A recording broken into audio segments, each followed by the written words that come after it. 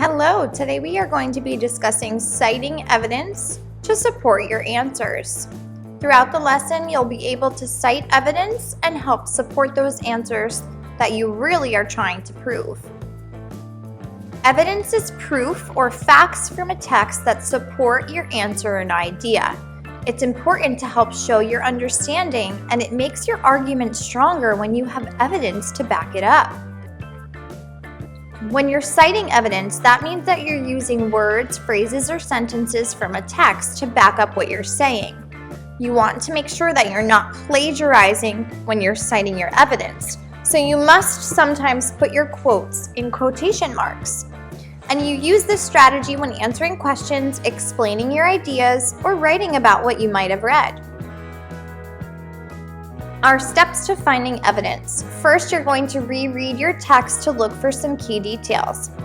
Then you're going to highlight or underline important parts. This is called annotating the text. Finally, you're going to look for words or phrases that will directly help you to answer the question. When you're starting your sentence for citing evidence, you can say, "The text says," or "In the book it states." One of my favorites is "according to the text."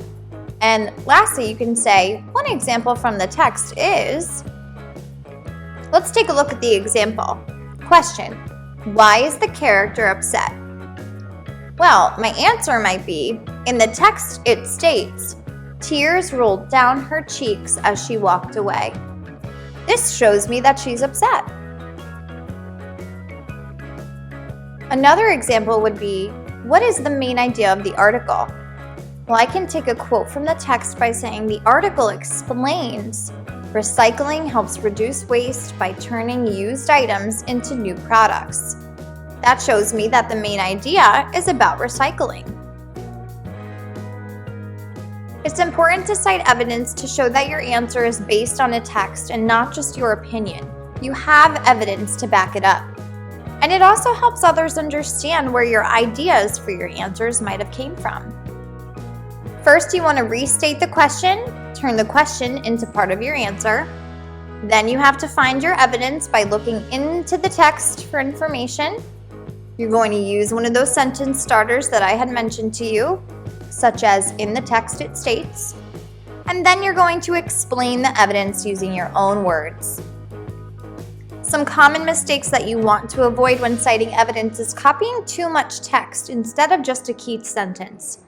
If a teacher or if someone's looking at your writing, noticing that most of your writing is the words of someone else, that's probably not the best strategy to use when citing evidence. You also want to give your answer with an explanation of how the evidence supports it. You have to always explain why you put your quote there. What is the point of that? Why are you trying to prove this to me? And another mistake would be not using evidence at all or not showing that you took it from the text by using quotation marks. Best of luck on your journey citing evidence, and you are always welcome to check back at this video whenever you need help. See you next time.